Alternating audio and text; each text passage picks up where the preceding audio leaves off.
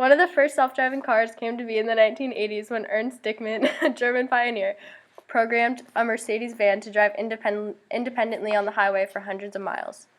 One of the intentions of purpose for an autonomous car is for military vehicles to drive by themselves, so soldiers can be alert and aware of their surroundings. Cars were not the first vehicle to function independently. Ships, planes, and machinery on other planets, also known as rovers, could function on their own much earlier than cars because they have less obstacles in their environment. In the late 1950s to the early 1960s, self-driving cars began to be tested on a track. The cars being tested could switch lanes or apply brakes independently. Vladimir Zworykin was an engineer who was very passionate about having independent cars, saying this growing number of automobiles and people killed in accidents meant something should be done. My idea was that control of automobiles should be done by the road. The idea was that the cars would drive independently on the highway and the driver would take over once their exit was approaching. This has shown to be a problem, though, because it's very difficult to change from the car's independent control to human control. It is predicted that 211,000 accidents would be avoided with self-driving cars. Self-driving cars would take away the factor of people driving while intoxicated, which makes up 40% of all accidents today. Self-driving cars would not only be safer for humans, but also safer for the earth. It is predicted that by 2021, more than 5% of all cars on the road will be self-driving. Self-driving cars will be shared more often than not. This is another benefit to help save the environment. In order for a car to drive by itself, it must know where it is in the world and its surroundings. The car uses GPS to locate its position on the road, but GPS isn't always accurate. The technology behind self-driving cars mainly consists of cameras, sensors, the software, and radars. The sensors and cameras provide a 360 view and detect characteristics of objects around the car, such as an object's size, shape, and movement patterns. So think of the sensors and cameras acting as the eyes for the car.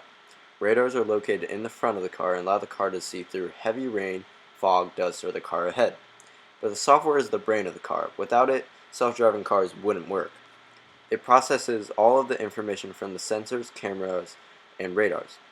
The objects are then characterized by boxes and different colors. Cyclists being red, pedestrians yellow, and vehicles would be green or pink. Traffic signs and lights are spotted well before the car reaches them.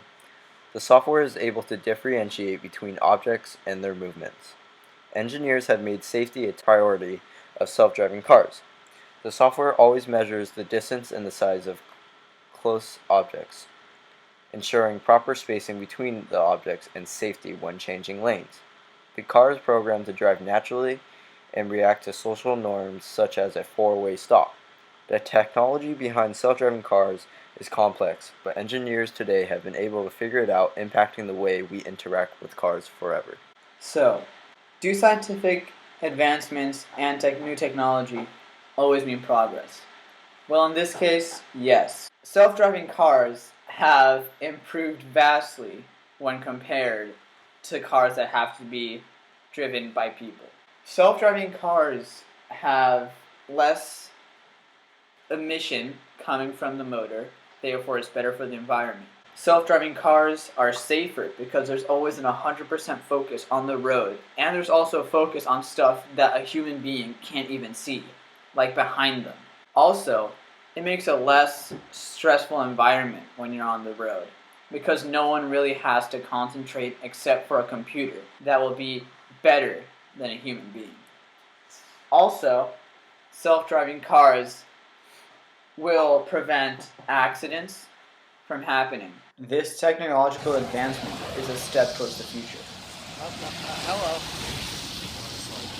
Hello? Tesla! Tesla! Follow us! Tesla!